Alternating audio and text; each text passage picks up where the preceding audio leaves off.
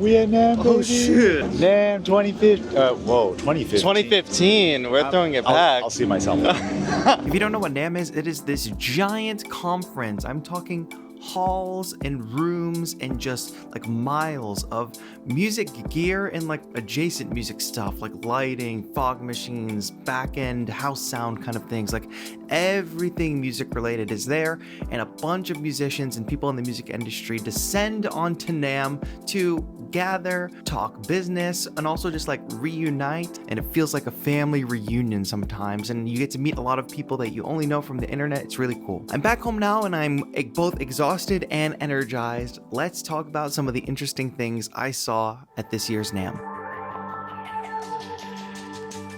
Obviously, a talk of the town, one of the biggest announcements in my world is the Akai collaboration with Native Instruments. They're bringing MPC editions of the Play series plugins to MPC, which is huge, and this also marks the official release of MPC 3. And I hadn't really been paying that much attention to the MPC 3 beta stuff, but I've actually been working with it, and I did a little bit of content in collaboration with Akai and Sweetwater. That'll be out soon. I'll link it in the description when it drops. Working with MPC 3, but also the Native Instruments stuff. They've got expansions and Play Series MPC editions of the Play Series plugins on the MPC. That is huge. Now, for me, the MPC workflow has never quite clicked, but this MPC 3 workflow seems to be even closer to a DAW experience. I know MPC users are like diehard MPC users, probably don't love all of the changes, but from what I've seen, I might be MPC pilled at this point. It's not all about the gear. At the Akai booth or room, they had different talks and performances. I was checking out Sarah, the instrumentalist's talk/performance beat making session. And then randomly, look at that. Did you see that? I popped up on the screen behind there. That was really cool to see.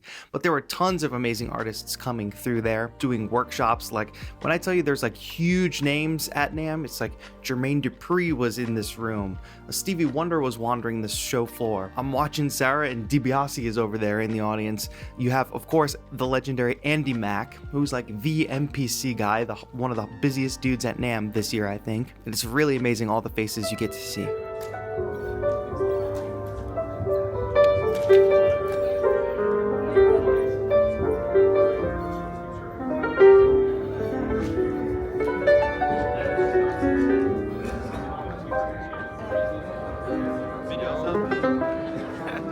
My friends at SYNIDO were there too. They actually got me my badge, so thank you to SYNIDO. But they are a company based in China, so obviously I don't get to actually interact with them in real life, but I got to meet some of the team there, and that was really awesome. But also, they had a piece of gear there that is not even released yet. It's really exciting. It's a Bluetooth pad controller. I really like this form factor of this controller, and they only had one unit on the show floor with them, but I got to take it home with me. It's the TempoPad C16, which I'm not allowed to talk too much about until it releases sometime in April, but you can look out for more from me in a few months. Thank you to SYNIDO. This feels really special.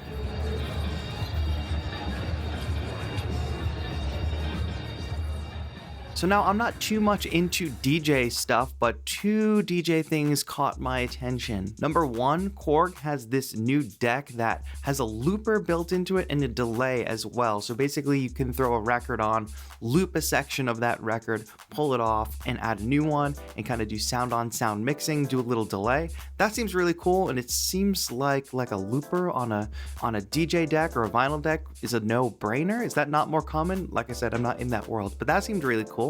I think Accurate Beats has a video on that if you want to find out more. And also, Hercules dropped a new controller. This controller is Bluetooth and it connects to a mobile app. This controller in their app has stem separation in it, which seems really cool the way it's implemented. You just like push a button on the controller, and then on the little pads you can access the individual stems. I might need to get into DJing. I got to try out the Airwave, and I got to try this crazy controller from ReLoop, but I'm gonna tell you about all those after I tell you a little bit about our sponsor, DistroKid. The cool thing about DistroKid is other than being able to get your music on all the places it needs to be, like Spotify, Apple Music, TikTok, still a thing, there's also a bunch of bonus perks for its users. Like I can create a single page, hyperfollow page for my releases where I can put every link, every place that the music is that people might want to find it. If I have additional YouTube videos that I want to add to that page, I can do that. So it's not just streaming services that you add there. If you have merch, you can add it to that page as well. One centralized location where people can find all the links they need for your music. And they've also got things like promo cards if you want to just throw a quick graphic up to promote your release. Just takes a little bit of the burden off from, being a musician, because you also have to be a marketer and you also have to be a designer and you also have to be an accountant. There's a lot of bonuses that are not just about, distributing your music when it comes to DistroKid. So if you don't have a distributor yet, they've been my distributor since well before they ever sponsored the channel, and I've never had any issues. So link in the description, you can get 7% off your first year. Best thing is you just pay once per year and you can release as much music as you want. Check out the link in the description. Thank you to DistroKid for sponsoring this video. Okay, so hands on with the Airwave and the Piano M. Wait, what is this even called now? It used to be called Lumi. Okay, Lumi keys, which is now called Piano M. They now have a big version, ROLI's Piano, which it lights up just like the Lumi keys did, but these are semi-weighted keys and there's a bit more key travel on this than the old Lumi, or Piano M. Shit, sorry. Anyway, the keys feel really good. I don't have much to report there. I was most excited to try out Airwave.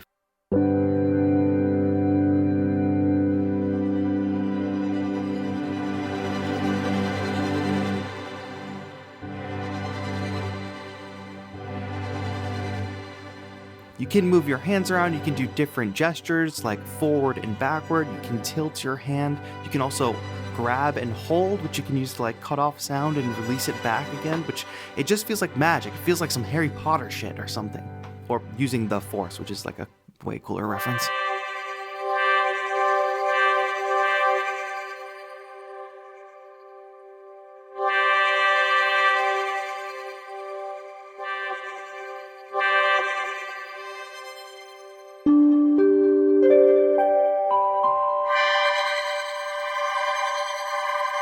And I got to hang out and talk to the ROLI team. And my first video ever with ROLI was criticizing the ROLI box.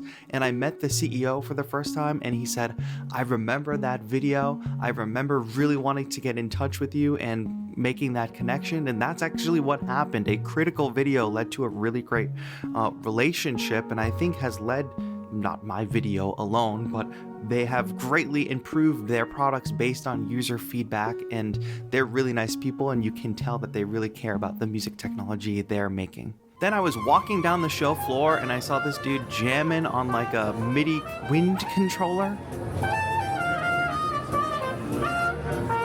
As I'm standing there filming, they come over and say, hey, we love the channel, and just gave me one. I mean, honestly, this is a crazy feeling, but I'm excited to actually try this thing out. Maybe hook it up to live and do some crazy effect stuff with it too. Let me know if you're interested in seeing more with this.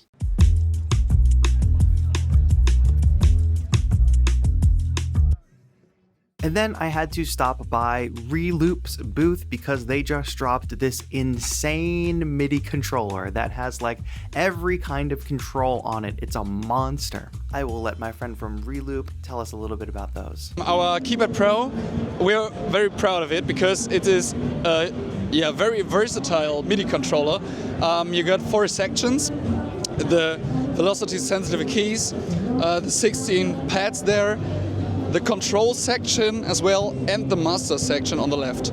You won't miss a function you need as a producer. We integrated an arpeggiator there, you got a chord mode, you got a scale mode. You can use this performance pads as just performance pads for playing the drums, for example, but also as a clip launcher for Bitwig or Ableton. On the top, you got the channel control section. These are normally for panning of each channel, but if you go to the perform mode, you can adjust like effects with it. The small encoders are for sense. Volume fade is for the channels, obviously. You can solo them, you can activate them, activate the record button. You can group them with shift, mute them with shift, stop clips on that. Yeah, and the master section, there are, yeah, like obvious functions there, but some functions you will really need as a producer. So you got a loop function here. You can undo stuff by just pressing shift and the loop button. You can zoom in your sequencer or your MIDI clips if you want to. You can activate the metronome. What really is very cool is that you can change the tempo of the whole project just by tap the tempo button, but you can also use it as, yeah, you need to know the BPM of a song and just hit the tempo button. I like the Bluetooth icon. Yeah, of course. There were some reasons we decided to do that, and the best reason is that it's fucking cool. Yeah. So yeah, you can use it by Bluetooth, and you can use this device also via battery. Wow. So just use 3 AA batteries there, and you can play for hours with an iPad or an iPhone or GarageBand and stuff. We decided to integrate a small USB-A hub to connect in other devices or charge your phone. And on the other side, you will find 2 outputs. One is for a sustain pedal, and one is small jack for MIDI out. Yeah.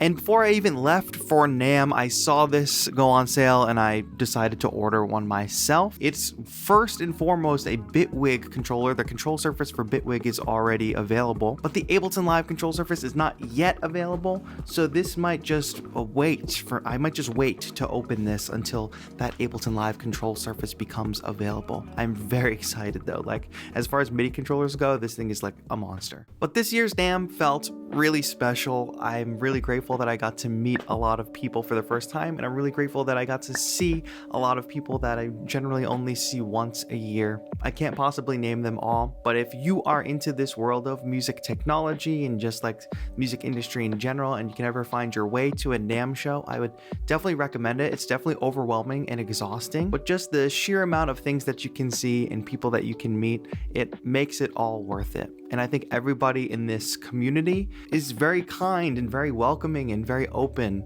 and people are all passionate about music, so it's cool to be in a space where it's a lot of that. But nonetheless, it is slightly exhausting. I walked so many steps over those 3 days. So I'm gonna crash for now, and if there's anything in this video that piqued your interest that you want to see more of, let me know. If there's anything that I did not cover that you thought was interesting, let me know about that too. Thank you so much to DistroKid for sponsoring this video. Link in the description, 7% off your first year if you want to get your music out there and get a bunch of cool perks and bonuses aside from just getting it out on the music platforms. That's gonna be all for now. Thank you so much for watching. This has been TAETRO. Have a good one.